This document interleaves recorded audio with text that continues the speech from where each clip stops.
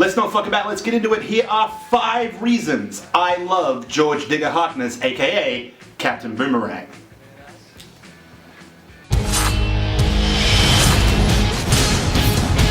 What they say about the crazy ones?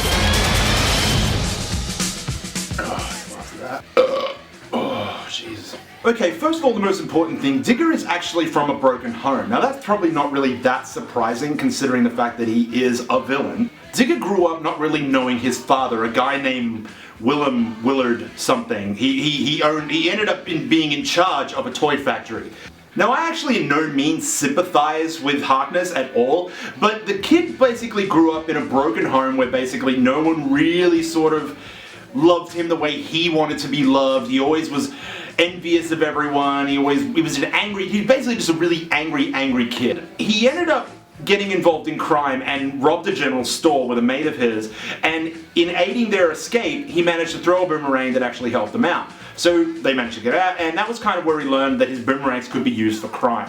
When this was found out, his stepdad, or his dad, like his mum's husband at the time and everything, ended up kicking him out, and then his mum bought him a ticket to fly over to the States to meet his real father. And he was a guy who is now in charge of a toy company who just so happened to be releasing a new toy that was a boomerang. He made him a corporate shill basically and called him Captain Boomerang. And that's where the whole origin of Captain Boomerang comes from. He started out really small, he started out with nothing, and then he's grown and grown and grown with all this anger and this resentment in his heart, and he's actually ended up where he is. And that's actually pretty cool.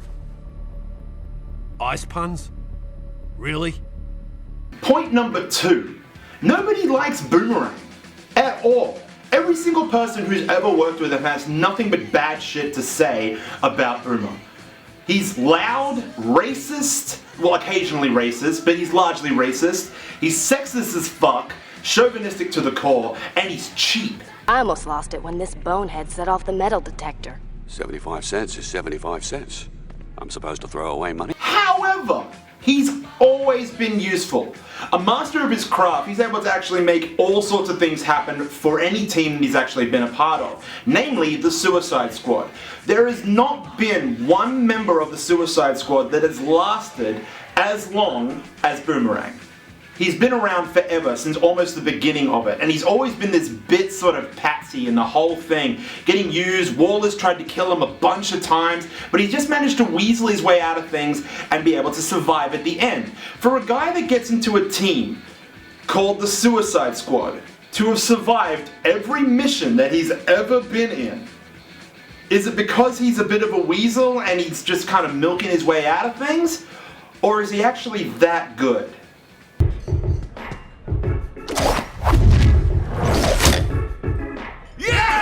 Number 3. Robin's dad.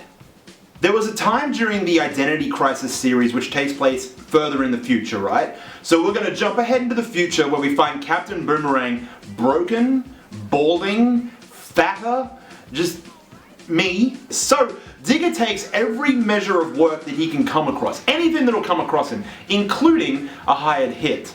Turns out to be Tim Drake's dad. What takes place next is this massive clusterfuck of a double cross. Essentially, the wife of Atom, if you remember that character at all, what she does is she warns Jack Drake that this is going to happen, so that hopefully he will kill Boomer for her. It's convoluted and it's risky as fuck, but she wasn't exactly sane. She ended up getting sent to Arkham. Boomer bursts into the room, Jack's ready for him, he fires a shot, Boomer fires a rang, and they both fucking die. Minutes before Robin turns up to find his dad with a boomerang in his chest and Boomerang bleeding out onto the floor. We get this amazing shot where Batman comforting him and he says like 2 orphans, this kind of amazing line, and that's it. Boomerang's dead, Jack Drake's dead, Robin and Batman are forever changed because of the event, and he's just so pivotal. This is Boomerang. Boomerang is so pivotal in that story, in the shaping of that to come, and yet no one seems to know this story. No one seems to know how important Boomerang ended up being to the entire Batman and Robin mythos. Bloody hell. 4. he is the Lord of the Rings. During the Blackest Day and Brightest Night storyline, Digger actually becomes a Black Lantern and a White Lantern during that period. Lord knows how he ends up being recognized for being a White Lantern. I can't really remember at this point. But he ends up dying and he comes back as a zombie lantern. And it isn't until you find him at the bottom of a pit being fed kidnapped victims by his son, Owen Mercer, that you realize how fucked everything's gotten. He's at the bottom of this pit. Digger Harkness is at the bottom of this pit and he's convincing his son and his zombie gargle that he is becoming more human and coming more back to life with each victim he feeds. And what happens is the Rouges find out about it. And when they find out about it, they launch Owen Mercer into the pit. And his dad, George Digger Harkness, as a Black Lantern, as zombie Black Lantern Captain Boomerang, rips him in fucking two. And then that is the end of Owen Mercer. Done. No more Captain Boomerang 2, no more Captain Boomerang, that's all we ever see and it's done.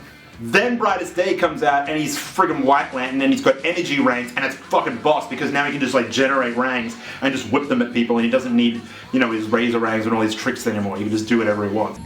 This'll make my rep forever. Point number 5. My favorite point. He's arguably better than Batman. Because of this one clip. I must say, Batman, this is an absolute work of art.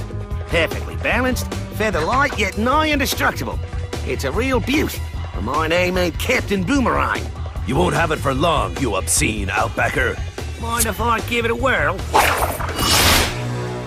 Flash!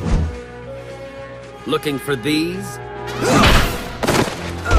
Now I know you can't take an isolated scene with all its out of context nature and all the other variables that may have existed, but you can't deny the fact the only way Batman is saved at that point, at least as far as we can see, is that the Flash saves the day. Now, it can be argued that Batman would have survived it anyway and it would have been fine, but for that moment, George Digger Harkness, my boy, Captain Boomerang, was better than Batman. Well, looky here. Fire! Basically, all in all, George Digger Harkness has a lot more lore and history to him than people actually seem to perceive. So I'm really excited to see what this live-action sort of entailment is going to be. Oh god, it's getting hot under these lights. I think Jai Courtney's going to do a fantastic job. I did have some concerns about the way the accent was being done, but the dude says he's playing a bogan as fuck, which is exactly how Digger should be. He's always been bogan as fuck, he's laid back, he's so mentally adjusted with everything that happens in the Suicide Squad that nothing's really going to faze him whatsoever, and he's not going to give a fuck. And I'm really keen to actually see it. I cannot wait. And yeah, I guess I'm kind of just trailing off now. So man, guys, like, why are you still here?